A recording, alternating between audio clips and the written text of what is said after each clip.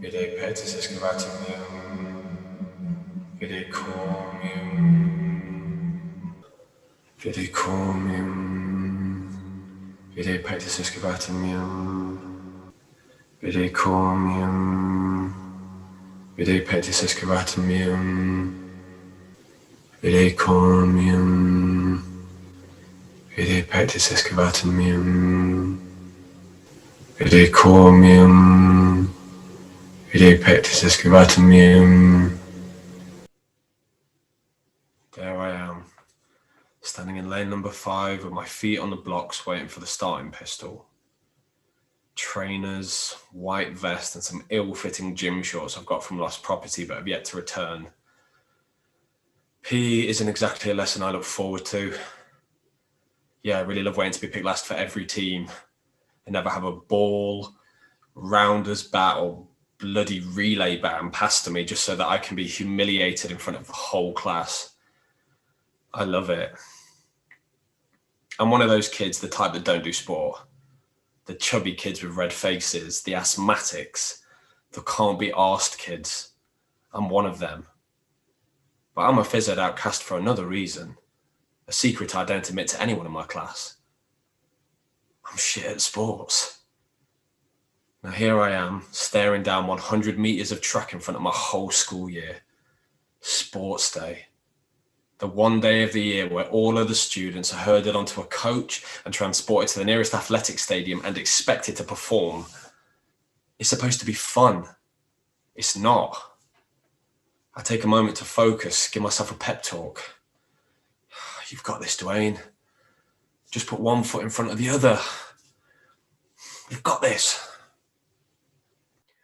I look at the stands in a desperate attempt to find a familiar face, some words of encouragement, but the seats are no longer filled with students. They've been replaced by men and women wearing togas. Are they Romans? A mob jeering and laughing, waiting for the spectacle to come. They want blood. They want to see some blood. The other boys in the race have morphed into muscle-bound men, their bodies scarred and hardened by combat. Gladiators, and this is their Colosseum. They turn to face a man in a viewing box whom I can only assume is our head of year, masquerading as Marcus Aurelius. The gladiators give a salute and bellow with the squeak of teenage voices that haven't quite broken yet. We who are about to die, salute you! Wait a minute, am I in that Ridley Scott film? Am I Russell Crowe? I'm not. The gladiator in the next lane grins through broken teeth. It's Stephen Jenkins, the kid who's made my life a misery for the last 4 years. Of course, I'd be in the lane next to him.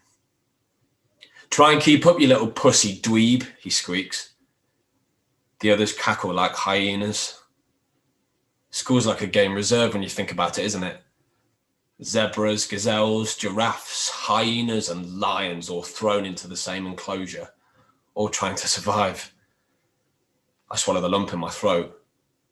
Trumpets sound, the crowd erupts and I run. I run as fast as I can, leaving the 7 galloping mounds of meat behind me, and I'm like lightning. I'm like a god. Like Mercury, I fly down the track. A scrawny 14-year-old with winged feet. The crowd cheers, my chest tightens. Breathe. Escapes. Me, trip, fall, ground, pain, trumpets, pain, darkness. I don't sleep anymore.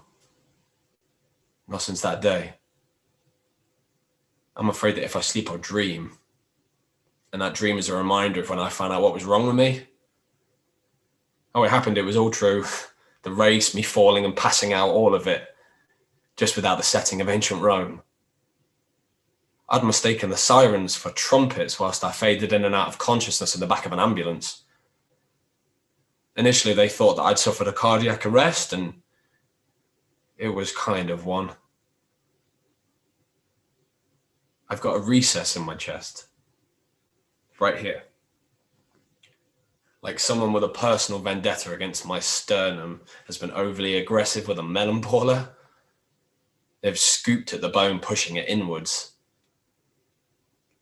I never really paid it any mind until that day. I figured it was just me. Part of me.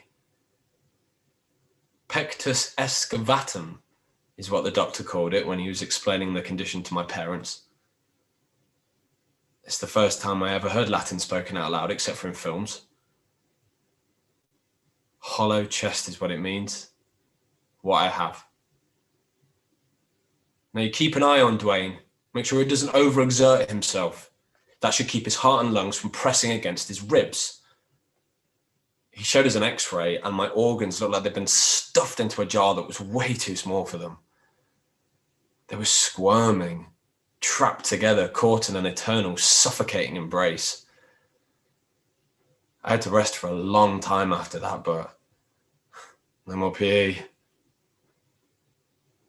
It's weird being told that you have a condition, something you're born with that can't be put right. My parents treat me like I was made of glass. They still do, even after 15 years. The bullying started as soon as I got back to school. Pussy, dweeb. Can't a guy get a break? They didn't need an excuse to pick on me before, and now they had one. A whole gang of them. The girls were the cruelest and the boys the most violent, with good old Stephen Jenkins as their ringleader. Dweeb, Weezy little fuck, mutant, deformo, Dwayne the dweeb, Dwayne the freak. I can't sleep anymore. Not since that day. I'm afraid that if I close my eyes, I'll dream and I'll be back on that racetrack amongst the Romans.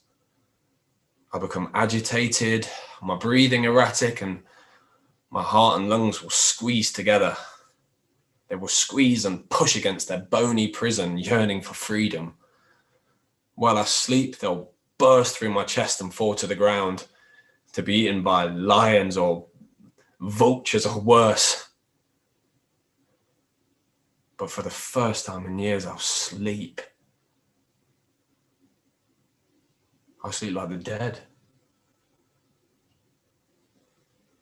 I've seen a few in my profession. Bodies. You need a strong stomach and a calm way about you, that's for sure. You need to be able to block out everything that's happening and focus on your work. No matter what people say, it doesn't get any easier. You think it would, but the more incidents you attend, the more injured people you treat, the more bodies you encounter, it doesn't get any easier. 5. That's how many I've had go on me. 5 people who held my hand, who screamed, cried, who begged for me to save them, said nothing. 5 souls who slipped away right in front of me. From each car wreck to the next, I wonder how close to death they are. Those people, how much time do they have? How much time do I have to pull them back from the brink? I've just gotten off my shift and I feel lightheaded. The accident tonight was different. A car wreck like any other, but different. 3 people involved in a collision, 2 male, 1 female, 1 seriously injured.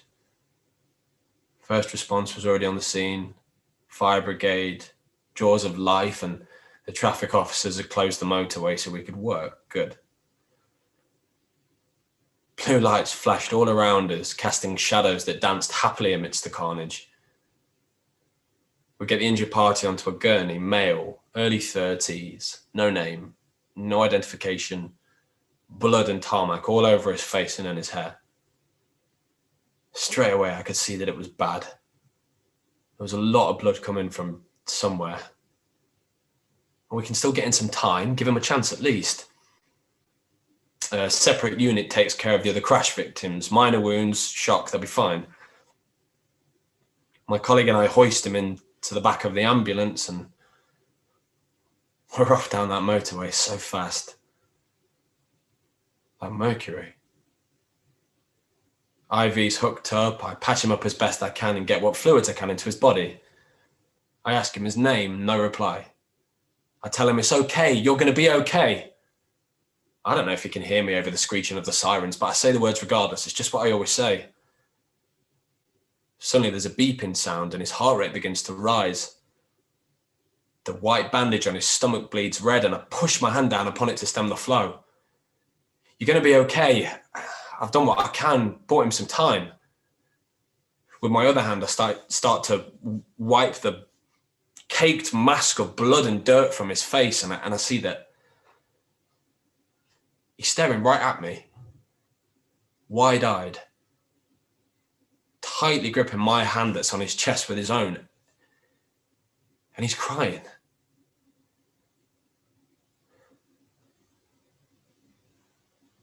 It's him. Stephen Jenkins.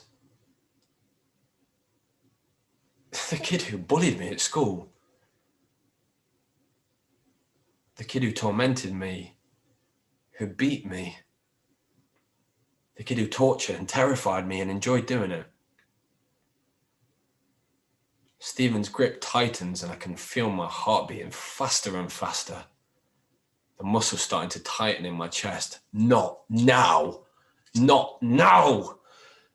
Damn my hollow chest. Our hands are locked together, the blood running hot, making it difficult to hold on, but we do. The machines beep, the sirens wail, and I can see Stephen's mouth quiver. He wants to, he's trying to say something. Dwayne.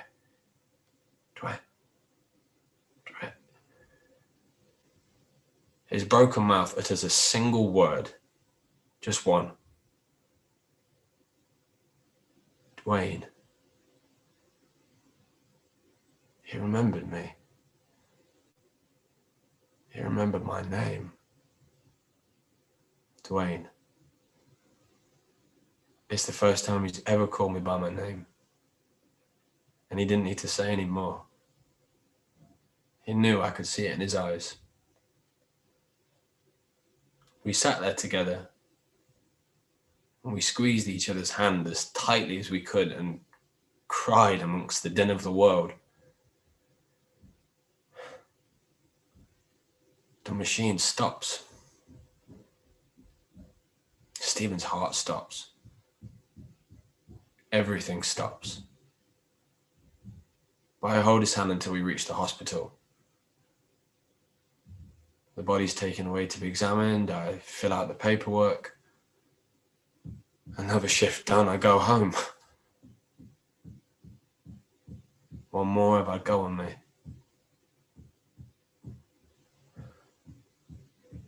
It's time I got some sleep.